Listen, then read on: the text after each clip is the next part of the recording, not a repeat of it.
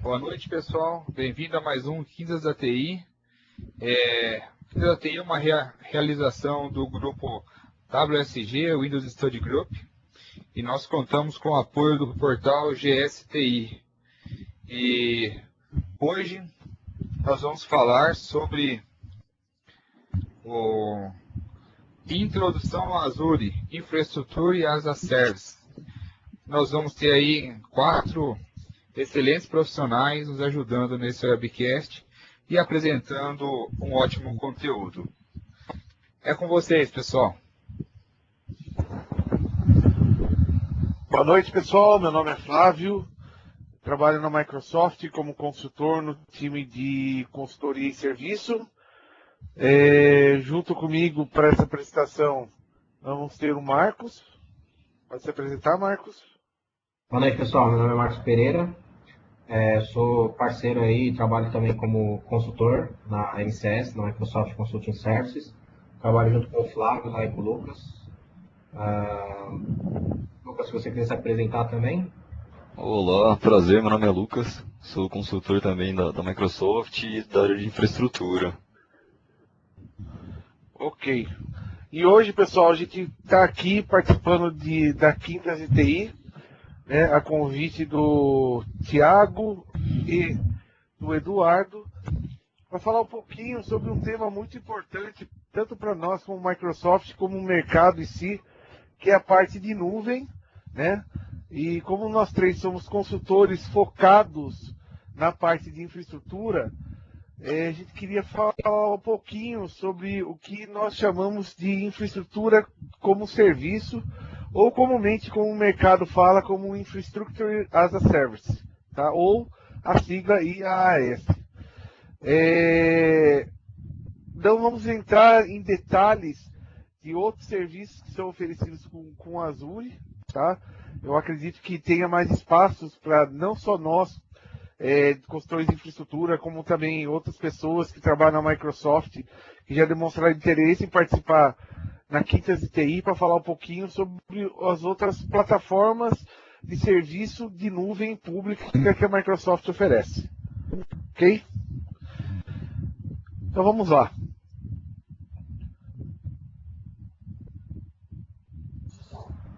O que é infraestrutura como serviço, né?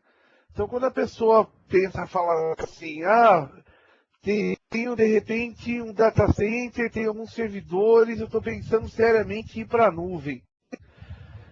Será que é a mesma coisa que virtualização?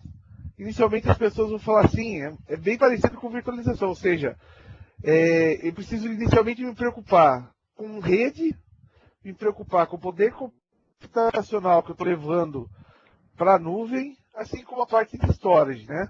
Então, a princípio, a nossa sensação é de que infraestrutura como serviço é relativamente simples e fácil. Porém, na hora que a gente entra mais no detalhe, né, a gente descobre que não é tão simples quanto parece. Quando a gente fala em network dentro do Azure, tem várias opções de redes para trabalhar. Exemplo, eu tenho a opção, por exemplo, de trabalhar com load balance, que é fornecido pelo Azure. Eu tenho a parte de otimização de WAN. Eu tenho possibilidade de definir um IP estático para trabalhar no ambiente, seja dentro da rede do Azure, seja para o mundo externo. Olhando para a parte computacional, eu posso trabalhar desde a parte de boot remoto, tá? Então, para quem não tem muita noção de como funciona a parte de nuvem pública de servidores, eu posso, por exemplo, tudo via PowerShell, subir máquina, desligar máquina, aumentar tamanho de máquina, sem precisar entrar em portal. Hoje já temos disponível para trabalho com as máquinas que estão no Azure, discos de SSD, ou seja, de alto desempenho. Tem a possibilidade de customizar a imagem que eu vou trabalhar. Tem a possibilidade de trabalhar com parceiros que fornecem antivírus. E olhando a parte de storage, eu tenho também uma N configurações que eu posso trabalhar dentro da infraestrutura. Ou seja, não é algo que daria para afirmar que é exclusivamente rede, computação e storage. Então tem muita coisa que a gente precisa entender antes de falar, ok, vamos realmente partir para uma infraestrutura como serviço baseado em nuvem, tá? Bom, como que eu posso falar e definir a cloud Microsoft, a cloud pública Microsoft? A cloud pública Microsoft é baseada em pilares, tá? E quais são os pilares hoje que são definidos para cloud? Seria a parte de Big Data, ou seja, você tem a possibilidade de trabalhar com os dados e minerando esses dados para conseguir informações de interesse das empresas. Eu tenho também o que a gente chama de Empower People Centric IT, que nada mais é do que permitir que os nossos usuários das empresas possam usar qualquer tipo de dispositivo para acessar as funções internas do ambiente e mantendo essas informações seguras, impedindo que, por exemplo, dados confidenciais possam ficar armazenados nos aparelhos, ok? E ao mesmo tempo caminhando para o uso de aplicações modernas, né? Aplicações que possam ser desenvolvidas para qualquer tipo de ambiente, seja para o ambiente mobile, que a gente sabe que hoje é tendência das empresas fornecer celulares que dão acesso aos recursos da empresa, como por exemplo e-mail, né? Como desenvolver aplicativos que são facilmente direcionados a dados. Tudo isso, se a gente juntar, a gente vê que existe uma oportunidade de transformar a maneira que as empresas trabalham com data center. Tá? Acredito eu que a maior parte de vocês hoje trabalhem com data center, trabalhem na parte de infraestrutura, né? E o que nós estamos vislumbrando é a transformação de pegar aqueles servidores que hoje estão fisicamente no ambiente e transformar em algo consumível, que é o quê? Fazer a virtualização desse ambiente e disponibilizar num ambiente de nuvem como o da Microsoft Azure. Qual que é a estratégia de transformação do data center? É fornecer uma hiperescala de servidores de ambiente, trabalhar totalmente integrado com a parte enterprise das empresas, né? E permitir que tenha uma integração híbrida e consistente desses ambientes. Nós não queremos ficar uma ilha isolada dentro da nuvem. Nosso desejo é que nossos clientes cada vez mais tenham possibilidade de fazer conexão do seu ambiente interno com o ambiente da nuvem, permitindo assim que isso seja entregue de maneira transparente e acessível para todo mundo. Hoje a Microsoft tem, em nível mundial, 17 localidades com data center e uma que atende a América do Sul, que está localizada aqui no Brasil. Flávio, onde que fica o data center da Microsoft no Brasil? Pessoal, eu não sei. Vou ser bem honesto com você. O Lucas vai dar a mesma resposta. O Marcos vai dar a mesma resposta. O Diogo, que está trabalhando com a gente nesse momento, também vai dar a mesma resposta. Que isso não é que é um segredo, mas a gente sabe apenas mais ou menos onde que está. Então, o que eu posso afirmar para você é que o data center do Azure está aprovisionado na região de Campinas. Onde exatamente, ninguém sabe. O que interessa saber é que nós temos um data center no Brasil e com isso a gente tem reduzido o tempo de latência que normalmente existia quando a gente armazenava dados, por exemplo, no data center dos Estados Unidos e outras localidades. Vocês vão ver daqui a pouco o Lucas fazendo uma demo de criação de máquina virtual e depois eu falando sobre uma outra aplicação. Vocês vão ver que mesmo estando no Brasil ou estando fora do Brasil, que vai ser no caso da minha demo, o acesso ao ambiente torna-se bem rápido, tá? E como que nós podemos traduzir essa hiperescala em números, para vocês entenderem como que é o nível do Azure Microsoft, tá? Hoje nós temos aproximadamente 25 trilhões de objetos de storage, ou seja, nós temos 25 trilhões de VHDs existentes, dados existentes dentro do nosso data center. Hoje, o data center do Azure tem uma capacidade de mais de 2,5 milhões de requisições por segundo, tá? Mais de 1 milhão de databases do SQL dentro do Azure. Nós temos, não sei se todo mundo sabe, existe a possibilidade de fazer uma integração do AD das empresas para facilitar a gestão via Azure. Nós temos hoje mais de 300 milhões de usuários de AD sendo gestionados pelo Azure. Temos mais de 13 bilhões de autenticações feitas por semana. E tudo isso contando para as 17 regiões que nós temos nos nossos data centers. Trocando esse miúdo para infraestrutura com serviço, significa que, pessoal, que nós temos, deixa eu esperar que avance aqui.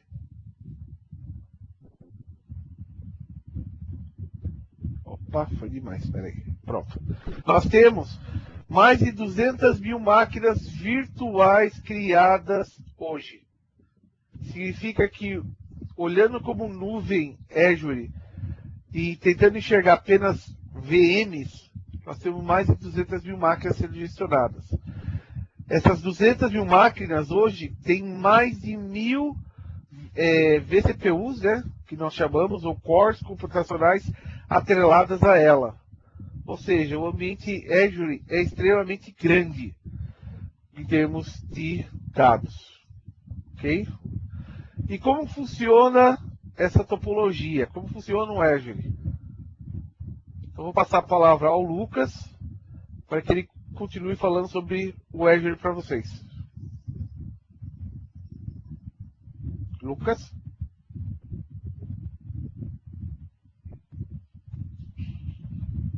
Deu um problema um pouquinho no áudio do Lucas, vou pedir para vocês esperarem um pouquinho, que eu acho que ele deve estar reconectando.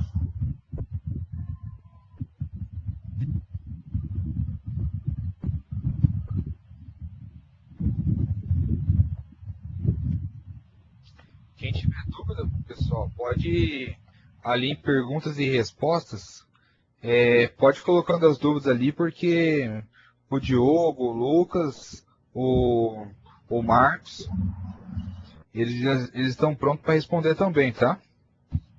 E o Fábio agora também. O Lucas deu uma enroscada, eu não sei quanto tempo vai demorar, então vou adiantar um pouquinho o que ele ia falar para vocês sobre isso, tá? Tranquilo. Tá. Como que é dividido o poder computacional do Azure? Tá? Basicamente, nós temos a parte de infraestrutura com serviços, que nada mais é... Lucas? Acho que ele está conectando, pessoal. Olá, Flávio, acabei de voltar. Oi. Se quiser continuar nesse slide, terminando de abrir aqui o Azure, já Tá bom. compartilho o desktop já. Tá ok. Hoje o Azure é composto basicamente de dois tipos de serviços de nuvem sendo oferecidos para os nossos clientes, tá? Nós temos o infraestrutura como serviço, o IaaS, que nada mais é do que máquina virtual disponibilizada direto no Azure com os seus devidos HDs. E além do infraestrutura como serviço, nós temos também o que a gente chama de plataforma como serviço. O que é plataforma como serviço? Apenas para vocês diferenciarem. Tá? É uma máquina virtual que fica rodando por trás, porém, em vez de ela oferecer uma tela para você conectar, para você acessar e trabalhar, ela vai oferecer aplicações e, através de conexões diretas com essas aplicações, vocês interagem com essa máquina virtual. Ou seja, você não se preocupa na camada de sistema operacional. Quem vai se preocupar é o time da Microsoft que faz essa gestão. Ok? Se quiser continuar agora, Lucas, falando sobre a parte de rede, fica à vontade. Eu perdi a imagem do grupo, mas eu estou com aberto paralelo aqui, está no slide 9, né? Correto. Bacana. Então, com essa possibilitando aí criar os servidores na nuvem, a gente consegue então no IaaS, que é Infrastructure as a Service, integrar o ambiente existente hoje com o ambiente da nuvem e esse ambiente se complementar, né? Então, certos tipos de cargas no ambiente local e outros tipos no ambiente remoto no Azure.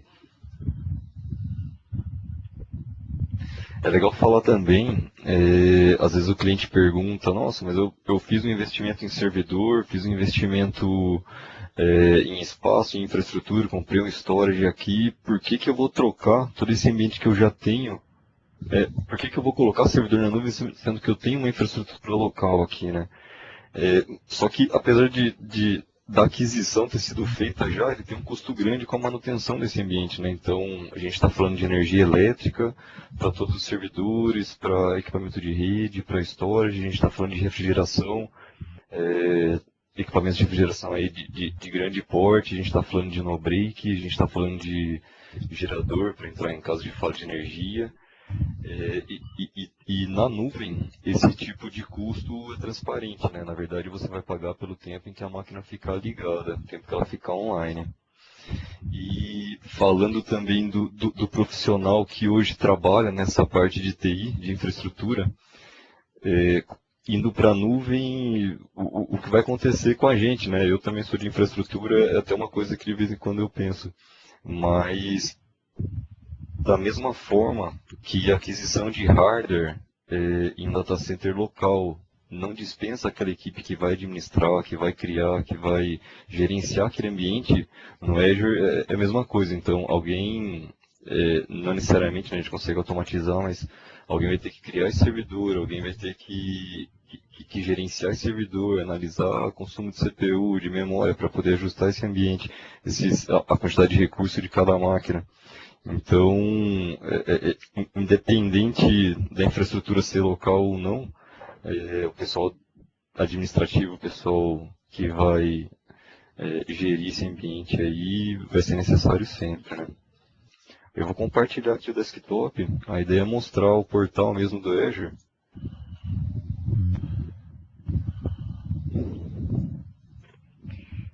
Eu desconfio que eu vou precisar reiniciar mais uma vez, Flávio.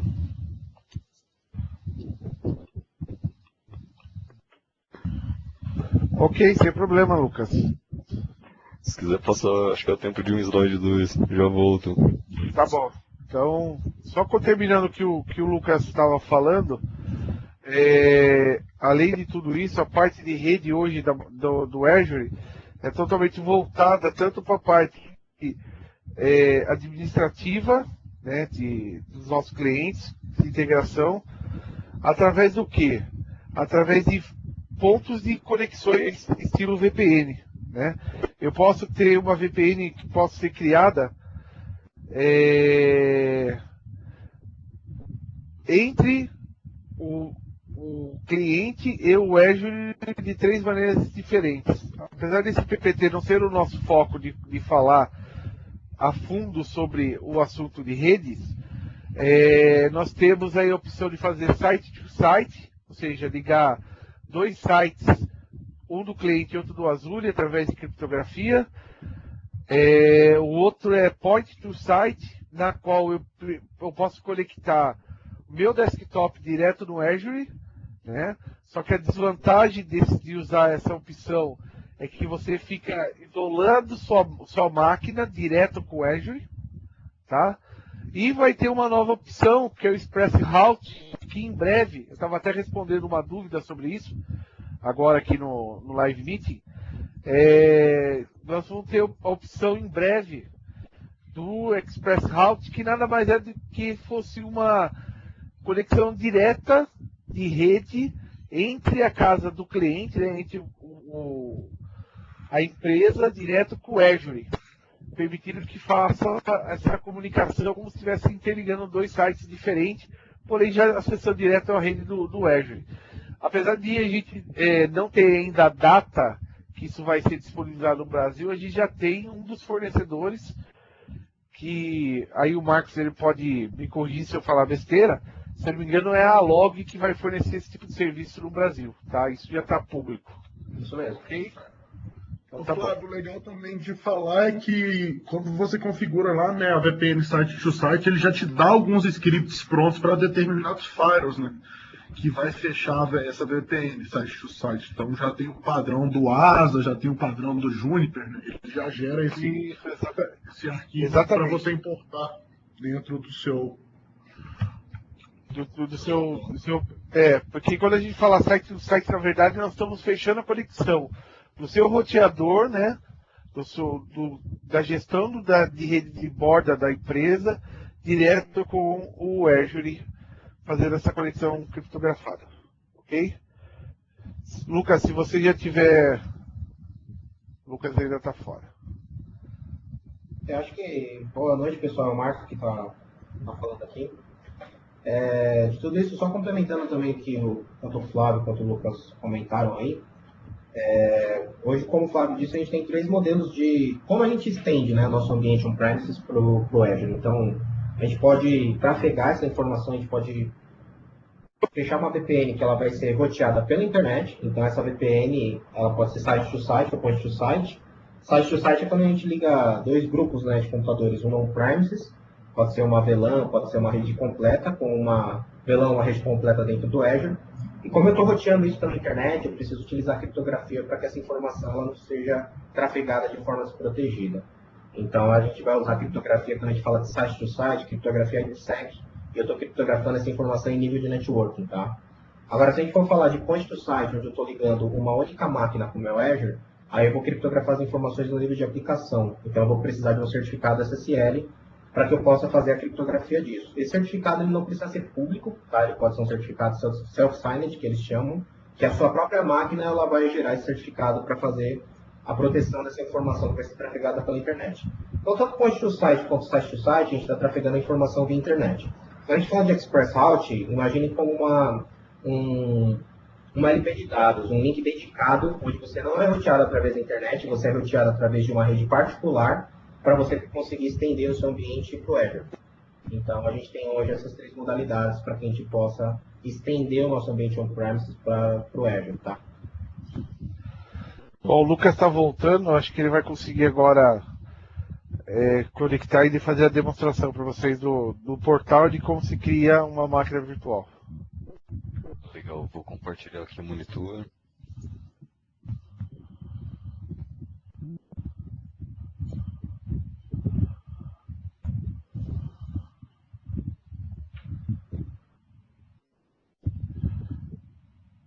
Tá aparecendo já, Flávio? Sim, já está aparecendo, Lucas. Legal. Então, o site do Azure é azure.microsoft.com e a gente consegue, através de uma conta da Microsoft, fazer um teste. Então, tem $200 de crédito aqui, onde durante o período você consegue criar servidor, criar rede, fazer integração, fazer um test drive aí de como funciona a solução. Quando a gente loga no site, a primeira página que aparece é essa daqui, onde a gente consegue ver tudo que foi criado, né? Então, máquina virtual, rede, banco de dados, recurso de disco, todos os objetos que foram criados a gente consegue identificar, visualizar nessa página inicial. Se fosse o primeiro acesso, a gente precisaria criar uma rede. Então, por exemplo, se fosse o primeiro acesso aqui, a gente criaria, por exemplo, uma rede de produção.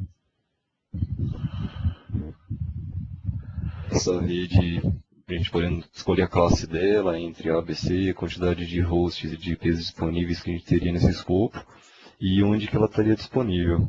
Como já tem data center no Brasil aqui, a gente consegue montar em cima dele. Então, a rede, nossa primeira rede, o escopo de rede foi criado. Quando qualquer atividade é realizada, tem um progresso que fica aqui embaixo do lado direito, onde as atividades vão sendo executadas aqui, é mostrado o status dela. E depois da rede pronta, é preciso um local para armazenar essa máquina virtual. Então, aqui em armazenamento, a gente consegue criar, fazendo uma analogia, é como se fosse um aluno. E por que ele permite que a gente possa criar mais de um aluno aqui, né? Por exemplo, criando aqui um disco para armazenamento dos servidores com redundância.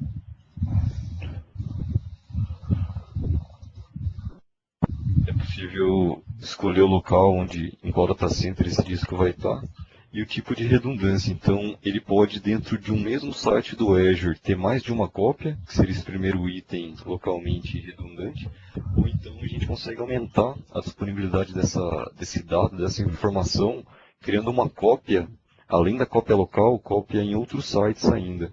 Então, a gente tem alta disponibilidade nesse caso de rede, de site e de repente, estado. É maior do que isso, né? A gente pode ter um site, por exemplo, no oeste e outro no leste de um mesmo país. O processo para criar é simples também. Selecionando aqui qual que é o modo, ele já vai entrar na fila e vai mostrar o status para a gente aqui embaixo. E a partir do momento que eu tenho uma rede e tenho um local para poder armazenar essa máquina, aqui em máquinas virtuais, a gente consegue criar uma nova máquina com base na galeria, né, que seriam os templates já prontos, criados pela Microsoft. Então é possível criar um template customizado, onde você faz alteração, faz a customização dele. No deploy, o processo é simples mesmo, tá? Novo, máquina virtual, pode ser uma máquina da galeria ou então criação rápida, onde a gente define já qual que é o template padrão. Lucas, E aqui na galeria, pode falar.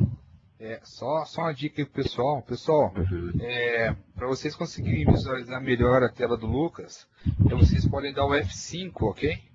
Obrigado. Beleza, Lucas, valeu. Valeu.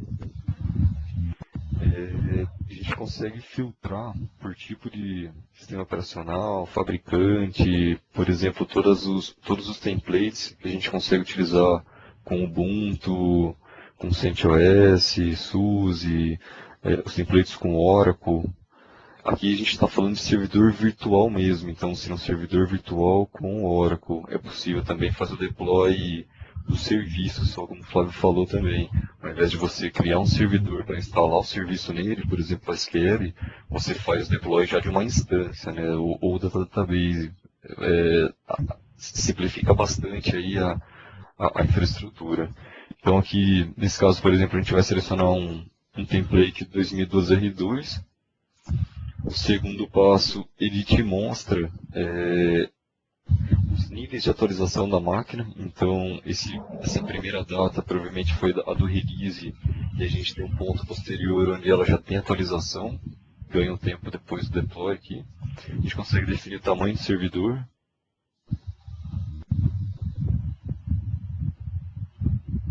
Consegue definir também o tamanho dele, a quantidade de recursos que ele vai ter. Então será um servidor básico, onde ele vai ter um núcleo compartilhado, quantidade de memória, um servidor padrão. Deixa eu só melhorar, desculpe essa parte de camada, pessoal, que o Lucas está falando. A diferença básica entre o tipo básico e o padrão é que máquinas criadas como básico, ela não tem georredundância, tá? Então, ela vai permitir que você crie a máquina, mas ela vai ficar, por exemplo, sem ter a possibilidade de ter redundância entre cluster. Tanto é que o custo desse tipo de máquina é mais barato. Tá? Quando eu falo cluster, seria o rack onde estão os servidores do data center onde está o Azure, ok? Quando eu coloco padrão, eu posso falar que uma máquina ela pode ter redundância de cluster, ou seja, dentro do mesmo data center, eu tenho dois racks diferentes, né? E eles vão ter uma réplica dessa máquina. Se um rack inteiro morrer, né, a sua máquina virtual vai subir do outro lado. E complementando essa parte aí que o Lucas está mostrando agora para vocês, os tamanhos de máquina, vocês observarem, nós temos máquinas do padrão A e do padrão D. Basicamente a diferença é, máquinas do padrão A não possuem disco de SSD e máquinas do padrão D são máquinas com disco de SSD.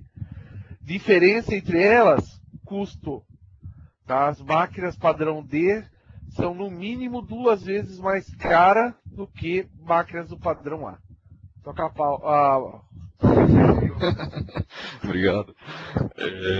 Perfeito. E o padrão D, o que seria, é um pool de discos, né? E nesse pool tem disco SAS e disco SSD. E quando a máquina é criada, ela já cai no pool mais rápido. Então, assim, utilizando a máquina, a percepção é muito boa, a resposta da máquina. Ela já cai no pool mais rápido. E conforme a utilização dos blocos dessa máquina for reduzindo, a tierização automaticamente vai passar para tiers mais lentos e o que estiver sendo mais acessado vai continuar na SSD. Então, definindo aqui o tamanho da máquina, a gente também insere aqui o nome de usuário e senha. Esse é um ponto interessante. Por que eu preciso de nome de usuário e senha, né? E de onde que é? Então, essa conta aqui não é uma conta de domínio, é uma conta local. E como a gente não tem acesso ao Hyper-V que está no Azure, então a gente não consegue conectar no Hyper-V para editar a máquina virtual que está lá, se eu não definir o nome de usuário e senha, eu não vou conseguir acessar ela de novo depois. Então, depois de criada, a gente consegue acessar o trabalho remoto dela, e para isso eu crio uma conta local.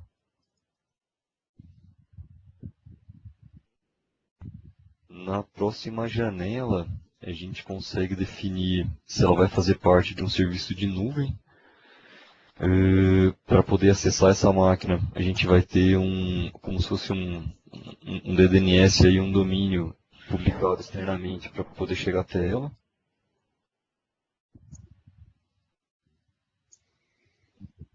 E é possível escolher o volume que a gente vai poder armazenar. Então, por exemplo, eu tenho um volume aqui que na hora de criar eu disse que eu queria uma cópia em 2 localizações diferentes, ou então na hora de criar esse outro volume aqui eu disse que não precisava, eu precisava só de uma cópia local. A gente consegue selecionar um tipo de disco, o tipo de disponibilidade que vai ter. É possível criar também uma política para poder escalar as máquinas virtuais de forma automática, e a gente consegue definir aqui as portas que vão ser usadas para poder acessar o servidor. Então tem um NAT que vai jogar de uma porta pública para uma porta interna 3389 do servidor, e remotamente também a gente consegue conectar pelo PowerShell e executar o comando remoto nele. Ô Lucas, sem querer abusar de você, Então vamos lá. acelera um pouquinho, hein? Senão não vai dar tempo de falar o resto, cara. Entendi. E é possível também inserir os agentes de servidor virtual mesmo, e se o cliente, por exemplo, tem uma solução da Symantec, ele consegue já fazer o deploy do servidor com o agente do endpoint instalado, ou então da Trend Micro também. E a partir desse momento, o deploy é feito, né? Ele inicia, ele entra aqui na fila mostrando os detalhes, e para acessar a máquina, depois de pronta a máquina, a gente tem um painel aí com um resumo dela, então a quantidade de recurso que ela está consumindo, de CPU, de memória, I/O em disco, entrada de rede, saída, algumas configurações gerais, e aproveitando a oportunidade, além desse portal aqui, a gente consegue também utilizar o portal novo do Purview. Com essa cara bem mais familiar, está carregando. Parecido com um Modern App, né, na forma de cubos. E selecionando o item, ele traz do lado direito mais... ele vai dando zoom no conteúdo do servidor. Então, por exemplo, ele traz o nome do servidor, clicando aqui na parte de monitoramento, ele dá um zoom do lado direito, na parte de disco, na parte de rede, configurações de servidor. Então a gente tem aí uma visão bem interessante, bem profunda dele. E é possível também fazer uma simulação. Então, por exemplo, esse servidor aqui, nos últimos 30 dias, ele consumiu uma certa quantidade de CPU e memória, e ele consegue já fazer uma simulação em quanto custaria para mim essa máquina virtual se ela fosse maior. Então, vai precisar de um upgrade, vou precisar colocar agora 4 cores, 8 GB, alguma coisa assim. Eu consigo já estimar para quanto vai subir essa máquina aqui, de acordo com os tiers de servidor virtual.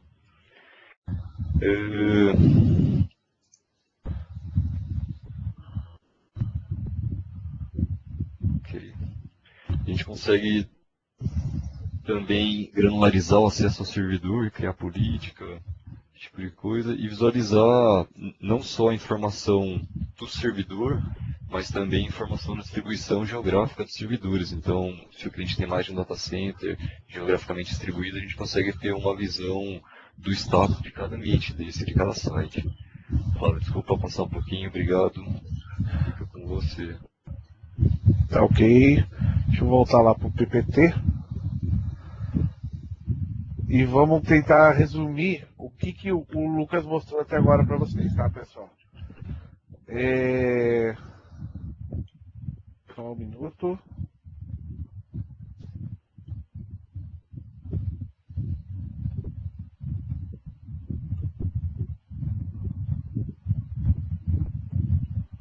Pessoal, tá me escutando? Eu estou ouvindo. Ah, tá, voltou. É que deu uma piscada de tela aqui. Bom, o Lucas demonstrou como que é feita a criação da máquina virtual, mas isso na prática como que se dá, né?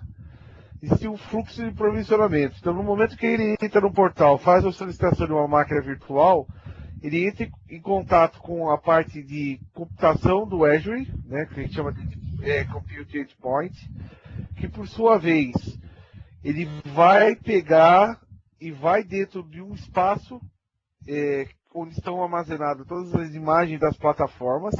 Então eu vou lá e solicito, por exemplo, a criação de Windows 2008, ou Windows 2012, ou 2012 R2, tá? Ele pega esse cara e copia para a área de storage do cliente, né? Ou seja, deixa pronto esse provisionamento dessa imagem. E em paralelo, ele vai contatar a parte de Fabric do Azure e já vai pegando a configuração de máquina, né, memória, espaço e disco, configuração de endpoint, que no caso aqui é configuração de firewall que vai comunicar, né? A taxa junto com essa imagem que foi criada e start a VM e libera, tá? Apesar da gente não chegar até o final, o processo em média demora 7 minutos para provisionar uma máquina, independente do data center onde você estiver. Ou seja, a ideia do Azure de fornecer um recurso de maneira rápida e disponível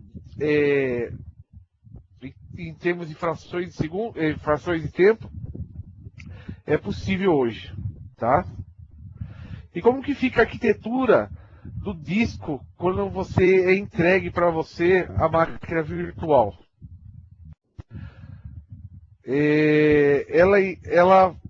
Quando você cria uma máquina virtual dentro do Infraestrutura Service, você recebe uma máquina com um disco C e um disco D. Já fizeram uma pergunta aqui sobre o BSSD, que depois eu comento a parte, mas eu queria só atentar um ponto importante para todo mundo que está nos acompanhando nesse Live Meet, ou depois que vai reprisar esse vídeo. O Drive D que está disponível na máquina do Azure não é uma partição para ser instalado sistemas, tá? Essa é uma partição temporária. Por que é uma partição temporária? Porque o Azure às vezes pode trabalhar com arquivos de cache, né? Dependendo da aplicação que você vai usar, e precisa de alto desempenho. Então o que acontece? Quando eu tenho discos que precisam estar... Estão me escutando, pessoal? Estou escutando. Estou ouvindo. Ok. Quando vocês precisam de discos que vão armazenar dados, vão armazenar aplicações, vão armazenar bancos de dados, não pode ser nessa letra D. Você vai criar um espaço, né, um VHD novo, que aí vai cair no Azure Blobs, né, num novo VHD, ou se você pode utilizar algum outro tipo de estrutura, como Azure Files, na qual você vai compartilhar esses dados depois entre as máquinas, tá? Então, só avançando mais um. O Drive D, então, é um disco local da máquina que é compartilhado. Em termos de performance de disco, nós podemos ter máquinas virtuais no Azure com até 16 discos, tá? Para chegar a 16 discos, são máquinas que a gente chama de extra large. Ou seja, são máquinas que são entre o A7 e o A9 ou para cima, tá? O tamanho máximo que você pode atribuir para cada um desses discos é de 1 terabyte. Ou seja, você pegando uma máquina da configuração A7 ou A9, ou agora com SSD que é a D7, D9 ou superior, vocês podem chegar no máximo a ter 16 discos atachados com 1 terabyte cada um deles, tá? E um detalhe interessante é que, apesar de ser Hyper-V, a gente sabe que o Hyper-V com Windows 2012, 2012 R2 já trabalha com a tecnologia de VHDX. As máquinas que estão hoje no Azure trabalham com a tecnologia de VHD, tá? Ou seja, o equivalente à geração 1 do Hyper-V. Para que serve aquele disco D que eu tinha comentado com vocês? Aquele disco D é um disco que vai ser compartilhado em Stripe, ou seja, vários discos juntos, só que locais, não estão em storage, tá? Normalmente esse cara vai dar uma performance muito boa, ou seja, preciso ter uma aplicação, preciso ter um pool lá de paginação que seja rápido. Você pode jogar nessa partição que ele vai dar a resposta que você precisa. Só que tem um grande porém. O que acontece? Quando você muda o tamanho da máquina virtual criada, né? Ou seja, eu tenho, por exemplo, uma máquina 1, como o Lucas falou, eu posso aqui ter ideia de preço de quanto que vai se aumentar. Eu vejo que o modelo A1 não me comporta mais. Eu tenho que ir para A3, por exemplo, eu tenho um novo redeploy desse ambiente. E com isso, eu vou perder o conteúdo do Drive D. Outro problema também, falha de hosts, né? Ou seja, o equipamento físico do Hyper-V pifou. Como eu estou movendo, estou startando essa máquina virtual e o outro Hyper-V que eu tenho no ambiente, essa partição vai ser gerada novamente. Então, a partição do Drive D sempre é um problema que vocês vão ter que tratar. Mais tarde nós vamos comentar algumas ferramentas sobre migração de on-premises para o Azure, para a nuvem. E um dos pontos de atenção que tem que ter num projeto é observar se tem dados ou aplicações instaladas no Drive D. Se tiver no on-premises, tem que se estudar uma maneira de converter isso para um outro tipo de partição. Qualquer tipo de letra diferente da letra D. Tá? Não tenho como fazer essa alteração dentro do Azure. Bom, na parte corporativa eu vou deixar o Marcos falar um pouquinho com vocês, que eu estou até faltando água na garganta. Boa noite, pessoal. Então vou dar continuidade aqui à apresentação. Falando de corporate grade, né? O Azure também tem como objetivo atender principalmente empresas, né? Então a gente tem toda a parte de segurança e ecossistema, tá? Então o Azure hoje, os data centers da Microsoft para o Azure, eles têm diferentes certificações de segurança, tá? Até certificação de segurança para que você possa trafegar informações de cartão de crédito, né? Como o PCI, por exemplo, os data centers do Azure têm também essa certificação para ter certeza que você possa talvez colocar lá alguma parte do seu ambiente que faz transação de cartão de crédito de forma segura, tá? Então, ele tem também a parte de Trustworthy Compliance, né? Novamente, ele tem diversos tipos de segurança, ele atende diversos tipos de recomendação de ISO 9000, 12000 e assim por diante. Tem muitos clientes que têm a preocupação de segurança quando a gente fala de ir para o Azure, mas o que a gente sempre fala na Microsoft. Provavelmente o cliente ele tem muito mais risco de manter uma informação confidencial no ambiente dele do que no data center da Microsoft, porque o data center da Microsoft, com certeza, ele tem todas as certificações, tem todos os padrões necessários para que você possa manter a informação de forma segura, né? Muitas vezes o cliente, ele pode, na visão dele, ter a mentalidade que o ambiente dele é seguro, mas na verdade não é, né?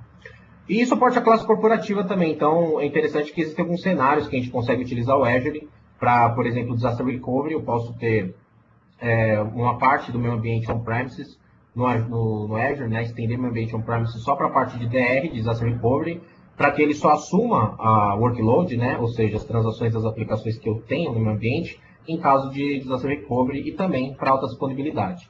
Tá? Vou passar aqui o slide.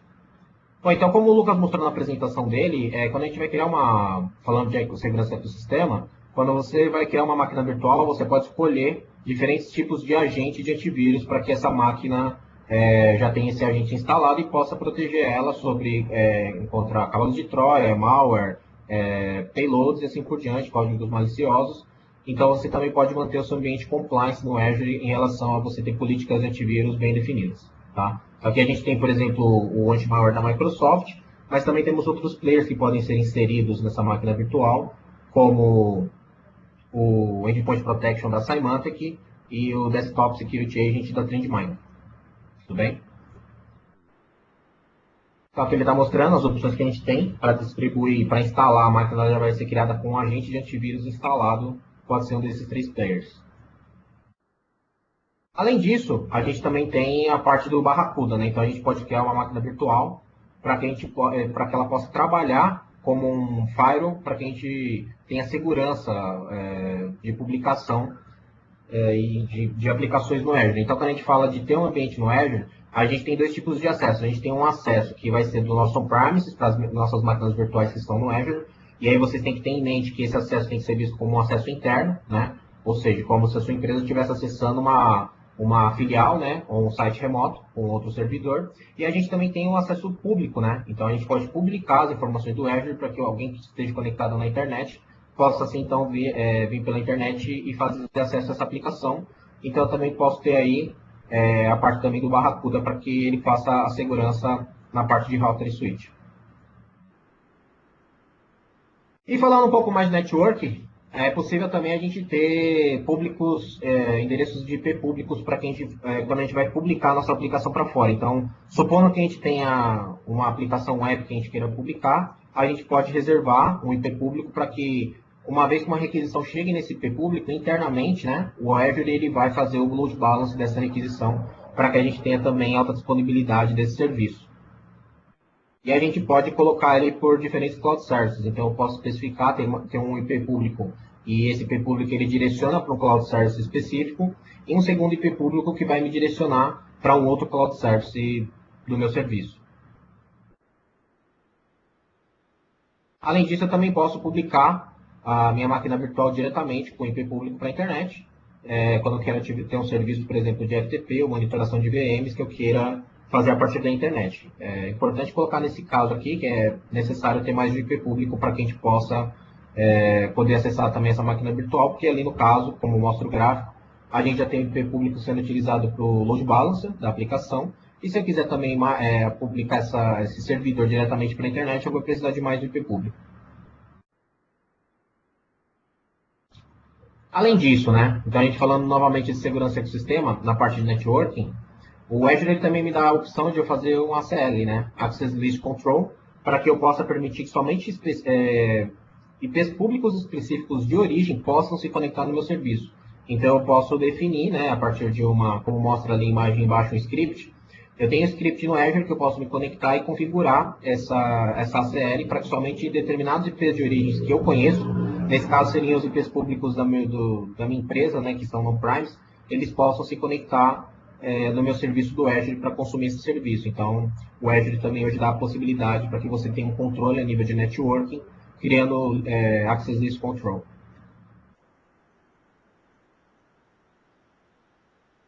Falando agora de aplicações Microsoft, então existem lá algumas aplicações Microsoft, né, uma dúvida comum dos clientes. Quais são as aplicações que eu posso levar para a nuvem, né? Então, toda a parte de Microsoft SQL Server, SharePoint e Beanstalk, eu posso ter máquinas instaladas no meu Azure rodando essas aplicações.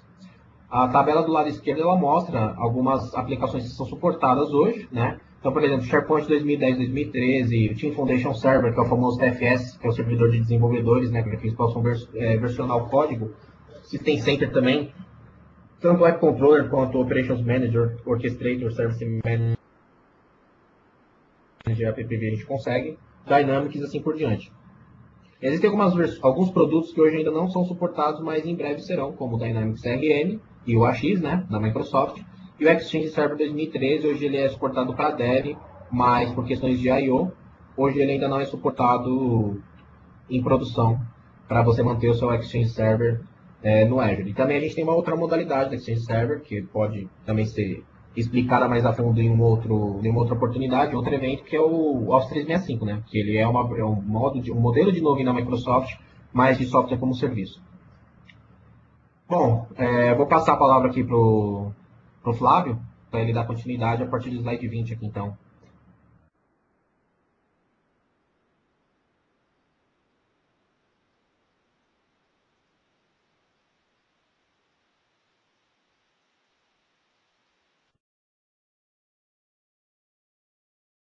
Flávio?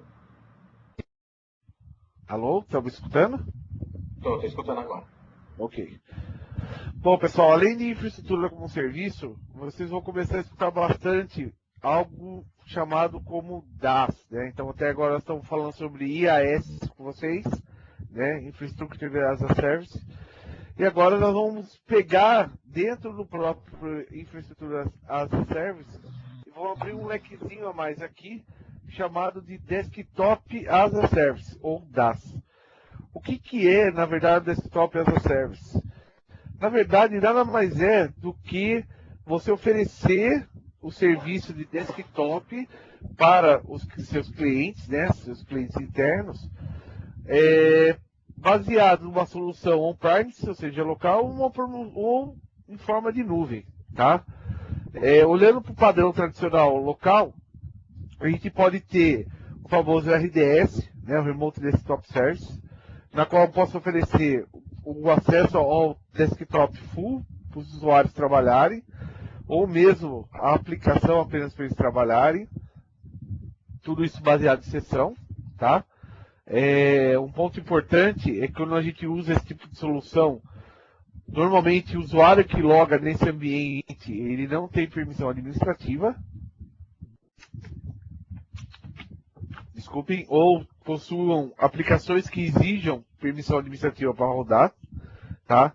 Se existir a necessidade de ter alguma aplicação que precisa ter acesso administrativo, ou usuário administrativo, existe uma outra solução Microsoft que se chama Virtual Desktop Infrastructure, que nada mais é do que a disponibilização de uma máquina virtual com Windows Client, ou seja, Windows 7, Windows 8 ou Windows 8.1, para que o usuário final possa acessar essa máquina. Então, a primeira parte, como exceção, eu tenho um servidor para vários usuários, VDI eu tenho um usuário para uma imagem virtual, né? Tudo isso considerando on-premise. E tem a possibilidade agora de trabalhar com desktop na nuvem. Tenho duas opções. Eu posso trabalhar o que eu tinha falado inicialmente, que é o Session Host, porém, esse servidor fica armazenado na infraestrutura como serviço, ou seja, eu monto um servidor na nuvem, instalo o Office, instalo as aplicações de negócio e compartilho isso para ele logar via desktop, né? Ou seja, ele abre um site e se autentica e abre como se fosse o RDS para trabalhar. Ou tem ainda uma feature nova, que nesse momento ainda não está disponível para o grande público, que é chamado Azure Remote App. O que é o Azure Remote App? Ele nada mais é do que um session host, na qual tem aplicações instaladas, só que em vez de você conectar na área de trabalho desse ambiente, você vai conectar diretamente nas aplicações, tá? Avançando um pouquinho o slide aqui, para não abusar do tempo, que já estamos quase estourando. Então, na prática, o Remote App seria isso daqui, ó. Eu tenho, vou pegar aqui um ponteiro para vocês entenderem. Eu tenho uma infraestrutura de servidores hosts, na qual eu tenho por padrão instalado o Windows Server e o Office. Isso é uma imagem padrão que a Microsoft oferece. Tenho aplicações publicadas, então eu vou encontrar o Outlook, vou encontrar o Visio, vou encontrar os demais componentes do pacote Office. Com esse cara eu tenho 50 GB de área definida por usuário, ou seja, o usuário. E via RDP eu posso fazer conexão a partir de qualquer dispositivo móvel. Seja Microsoft, ou seja, como que eu vou fazer essa autenticação? Tem duas maneiras. Eu posso autenticar com uma conta Microsoft, ou seja, uma conta Hotmail, ou a partir do momento que você tem o famoso DIR-Sync entre a estrutura on-premise e o Azure, coisa que o Diogo já falou no passado aqui no que testei com vocês, você pode ter essa integração e fazer a autenticação do usuário, tá bom? Bem rapidamente. Só complementar aqui, Flávio, que o DIR-Sync que faz o sincronismo de AD do Azure, tá? Ele não é o mesmo DIR-Sync que faz o sincronismo para o Office 365, tá, gente? Os dois chamam de DIR-Sync, mas eles fazem um sincronismo diferente. Um tem a função de sincronizar o AD on-premise, né, com o AD do Azure, e o outro tem a função de sincronizar o AD on-premise com o AD do Office 365. Tá? Beleza. Exceto se você utilizar o Azure Premium, tá? É um pouco diferente. Ok. E para fazer uma demonstração rápida, pessoal, que eu sei que já está tarde e eu não quero segurar muito tempo com vocês, eu tenho aqui o Remote App, eu só não sei se vocês estão enxergando, só confirme para mim se vocês estão enxergando. Não. Não tá, meu Flávio. É só você colocar essa tela na resolução 1024 por 768 que funciona. Peraí, então, deixa eu mudar o meu modo aqui de apresentação.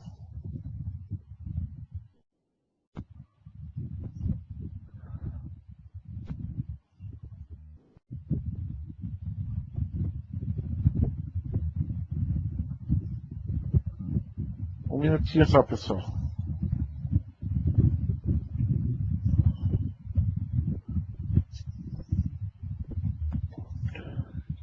Flávio, 1024 por 768?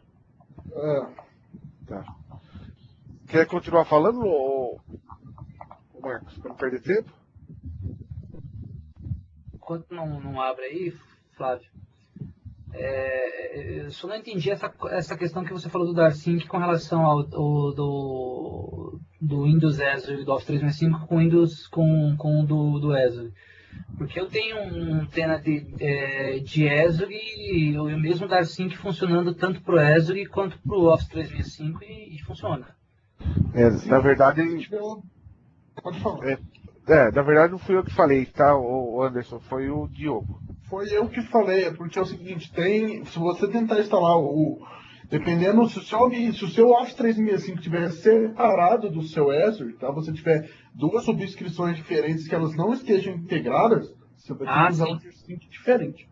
Ah, não. Na verdade foi isso que eu quis dizer. Por isso que é importante, então, acho que a gente poderia acrescentar, na verdade, na tua informação, que clientes que já possuem o Office 365, já tem um tenant definido com DARSync funcionando, quando for contratar o Office 365, se autenticar com o mesmo usuário on Microsoft do Office 365 já existente, para aproveitar essa sincronização de diretório.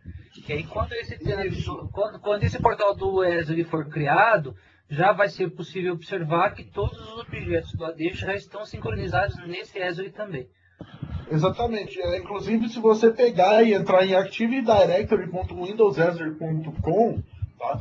E eu não sei se já foi desabilitado esse site, mas ele existia, e logasse com sua conta do Office 365, você ia ver todas as suas contas lá do Office 365 dentro do AD do Windows Azure. Tá? Ok. Vocês estão enxergando agora ou não? Sim. Ok. Então, rapidamente, esse é o client, tá, pessoal? Ele vai pedir uma autenticação. Eu vou entrar com a minha conta Outlook.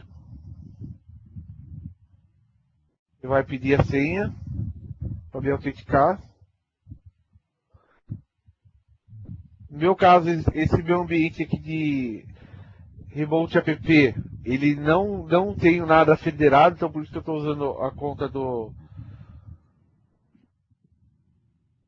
Outlook para entrar, né, a conta da Microsoft. Entrei com a minha senha que não é a password tradicional. O que ele vai fazer? Ele vai entrar lá no meu servidor, vai listar as aplicações que eu tenho publicadas, né? Está atualizando e está aqui. Então eu tenho todas as aplicações que eu tenho disponíveis nesse momento. Quero abrir meu Outlook, né? Então o que vai acontecer? Espero que vocês estejam visualizando isso, tá? Na hora que eu mando abrir, ele vai abrir uma sessão de ITS com o servidor do Remote App, na qual ele vai carregar meu Outlook lá e, em vez de aparecer a tela completa para mim trabalhar, ele vai aparecer só um splash de tela onde está o Outlook, dando a sensação que o Outlook está local para que eu possa trabalhar. Metendo mais uma vez um pouquinho aqui, eu já instalei esse client do Remote App do Esri no meu iPad. E usei o Word dentro dele, é muito bacana, ficou muito legal. Isso é bom. Bom, vamos lá, está carregando. Ele está demorando um pouco, pessoal, que eu cheguei a utilizar ele como ferramenta de trabalho, tá? Então aqui já pedi minha autenticação Microsoft. Não sei se vocês estão conseguindo visualizar ou não. Eu não vou entrar, tá? Só para mostrar para vocês que ele puxou toda a parte de e-mails que eu tenho hoje no meu Outlook, no meu Office 365, conectado dentro desse Outlook que está dentro do Remote App. Deixa eu voltar para a apresentação, para não queimar mais tempo, porque eu sei que todo mundo quer dormir.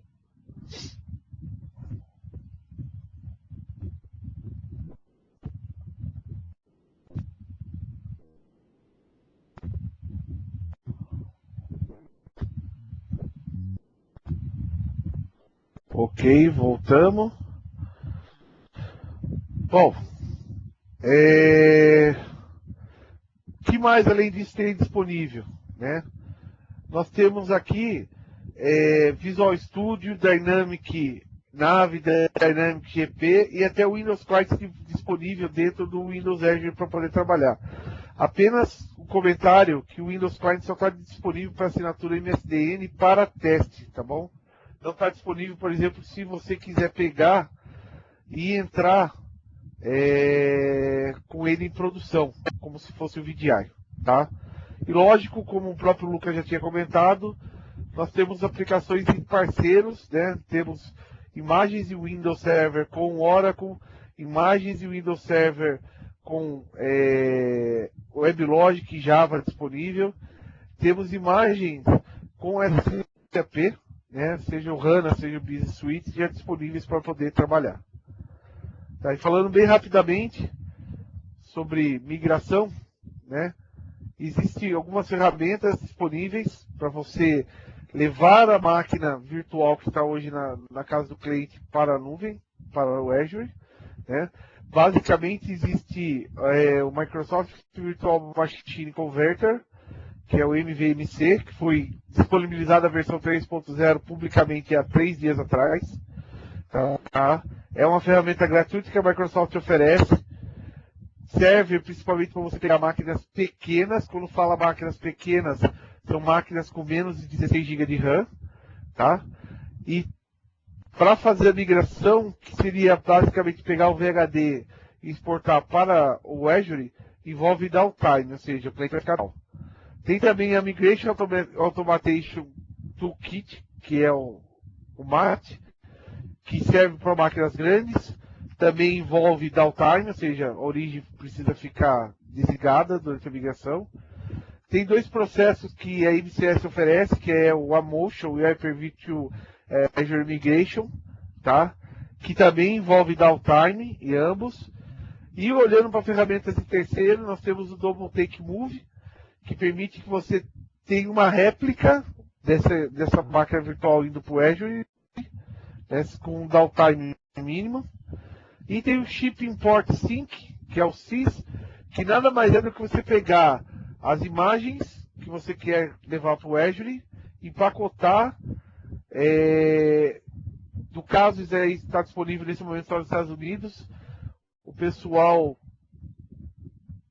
agora fugiu o nome, qual que é a empresa que faz o delivery disso lá, mas é como se fosse o correio deles, pega um VHD e leva direto para o data center do Azure, e o pessoal copia isso para dentro do teu tenant lá do Azure, e o VHD fica disponível para você lá, tá bom? Bom, pessoal, era isso que a gente queria falar hoje com vocês, tá? Se vocês tiverem alguma dúvida, vocês podem abrir o microfone e fazer essas perguntas. Antes de fazer isso, eu quero falar duas coisinhas rápidas com vocês. Primeiro, não sei se vocês estão sabendo, foi divulgado que a Microsoft está dando voucher free, né, gratuitamente, para certificação de Office 365 e certificação de Azure. Eu acabei de postar aí o link para que vocês possam acessar esse site e pegar o voucher para vocês fazerem essa prova gratuita.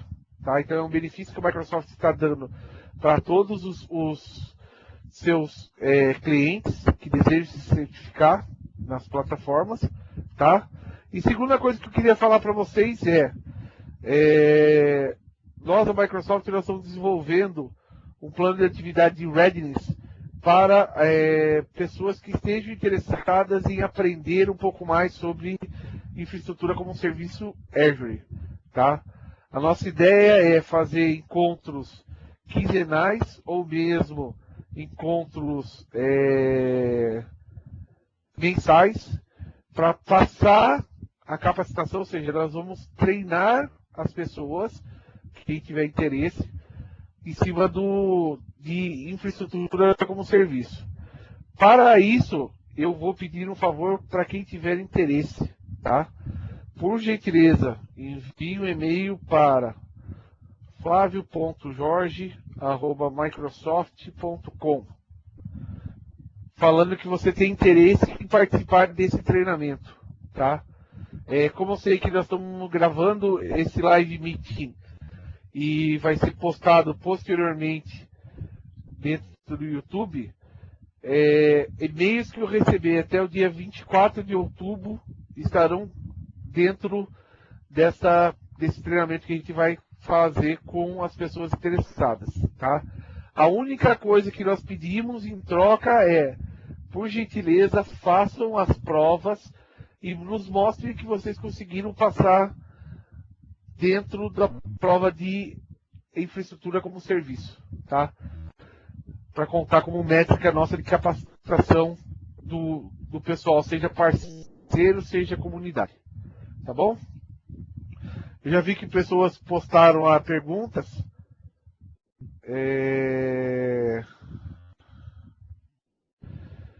O Marcel falou que esse treinamento que nós vamos dar é gratuito, é online, é sobre Azure.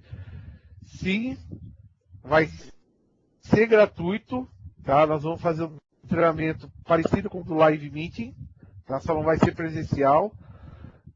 Vai ser online, tá?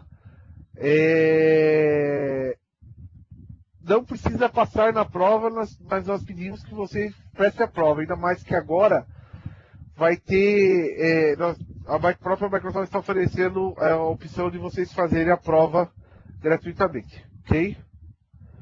Requisito de conhecimento. Para participar do treinamento, você precisa ter requisito de virtualização e saber virtualizar uma máquina física para uma máquina virtual.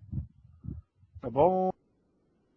Se alguém tiver mais alguma dúvida, quiser abrir lá o microfone, fica à vontade. Eu acho que o Eduardo, se você quiser parar a gravação agora, para não estender muito o tempo dela, a gente vai respondendo as dúvidas conforme foi entrando.